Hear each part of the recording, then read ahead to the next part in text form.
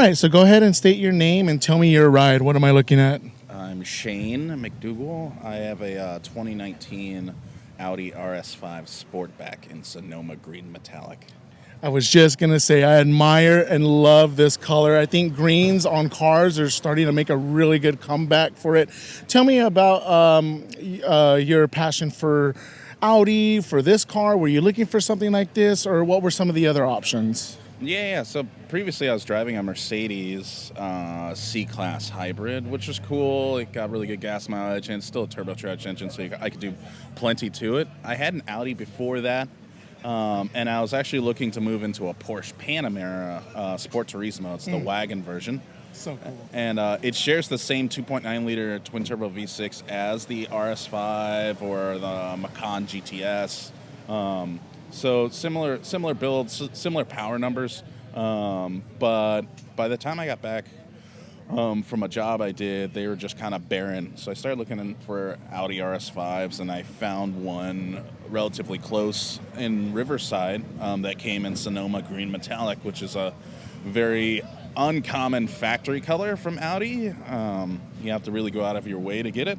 And I locked it down, and it was a really sick build. It was some old rich dude's weekend car. I bought it only 5,000 miles on the car altogether, and so yeah, I grabbed it, and it's my fastest grocery getter I've ever had. Plenty of space, plenty of power.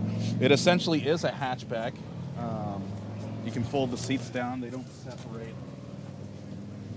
So you can it is a hatchback. Yeah. That's nice. So you can literally put whatever you want in there. So much space, so practical. Yeah, and in comparison to the coupe version, it's only 2 inches longer. So it doesn't have a huge profile for that added space. And yeah, it's 2.9-liter V6, 450 horsepower, 0 to 60 in 3.5 seconds. Has launch control. That's where all the 0 to 60 comes from. Now, these are all-wheel drive, right? Correct. Yeah. So they have the Quattro 60/40. Oh, yeah. There it is on your dash, Quattro. Now, tell me, do you have plans on upgrading this? To me, getting older, I would just keep it the way it looks. It looks beautiful. But do you have any plans on kind of doing these upgrades or tune or things of that nature? I know these are quite tunable. Yeah, they're extremely tunable. You don't really need to do much to them. But my argument would be is like if I can't enjoy something that's going to 0 to 60 in 3.5 seconds, then I probably am not going to get entertained by pretty much anything else unless it's like 1,000 horsepower. So I'm cool with it as is. Right now, my main thing is kind of protecting the paint itself. So I 100% I would do the same thing. So I need to do a full front PPF on the front side. I'm ceramic coating. I did a quick ceramic coat, but I need to do a full on ceramic coat layer this upcoming weekend.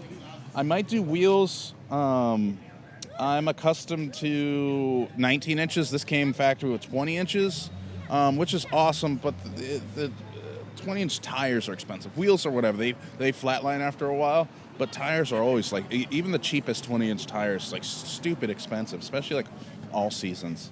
Don't tell me that. I have my Lexus at home with it. I'm sorry. Still has good tires, but I remember when I had my previous Audi, which was a 2012 A6, and it had 20s on it, and I had all-season tires on it, and it was just so expensive just to replace the four, and you have to replace all four.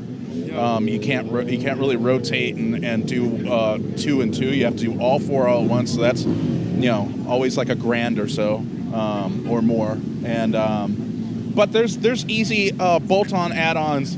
It's twin turbo. They make plenty of power. They're small, so there's not a lot of turbo lag. So you can always chip it and tune it real quick. But the more you add in between, the more issues will pop up. I'm glad you recognize that. Not a lot of people in the tuner culture realize when you're starting to change stuff, one thing affects another. So tell me really briefly, how have you always liked cars? How did you get into this kind of passion? Yeah, I was actually I was in the Marine Corps as a diesel mechanic for a while, and then I became a combat engineer. And then when I got out, I was in the cars for a bit, and then I did start doing off-road cinematography. So I do like the Baja 1000s and the Mint 400, and then this past year I got hired on by Hoonigan to film their Gymkhana series. That's so cool. And thank you for your service. oh, thank you, I appreciate it. And so I've been doing that for a while. But yeah, I've always kind of been in the car culture. Even way back when I lived in Ohio, I was originally from Akron, Ohio, and we have a big hub there called Summit Racing. And everyone would go there with whatever they had, which was a lot of like Chevys and Fords and like Buick Rivieras. Still love their catalog, Summit Racing, man. Yeah. And people would put crate motors and whatever and blowing out like throttle bodies through the roof, showing out. And so car culture has always been around me, and I've enjoyed it. But I do enjoy the California car culture. Really SoCal, at least. Really briefly, okay, so Ohio, you went in Marine Corps. That means Parris Island? You went east of the Mississippi, right? Yeah, I was in Parris Island. Oh, God, how are the fleas and sand flies and all that stuff over there? It actually wasn't that bad when I was there. But I went like June to November. June, July, August. July, August, September. So I was out by October, so it wasn't that bad. You didn't have to worry about the mountains, but you had to worry about the swamps. Yeah. Oh. Okay, and last question. California is going to be transitioning over to electrification in the next 15 to 20 years. What are your thoughts about electric vehicles and the future of the car culture? Yeah, I mean, they definitely have a place. I mean, like I said previously, I had a plug-in hybrid Mercedes, and it was still cool. I think the hybrid area is a perfect place, the happy medium. You can still do stuff to your engine. You still have a petrol engine. It's just accompanied by a hybrid motor. I think going full electric is kind of a bit of a knee-jerk reaction, just because when hybrid came up, it wasn't like the sexiest looking thing. And so we have had the hybrid cars that we have now, when you look at like Mercedes, you look at Audi's plug-in like SQ5s. You look at you just mentioned the Porsche Panamera. Just the hybrid powertrain on that and the performance that they were able to get out of that. I mean, it's just out of this world. And I think, like you were saying, I think the hybrid's going to be the happy medium to where car enthusiasts can still enjoy these cars as auto manufacturers are meeting government standards, MPG standards, and trying to clean up the environment. Well, thank you for your time. I'm going to do just a couple quick walk arounds and make sure to get this glorified paint on it. I freaking love it. But thank you again. I can pop the hood if you'd like. Oh, sure. Yeah, perfect. Thank you again.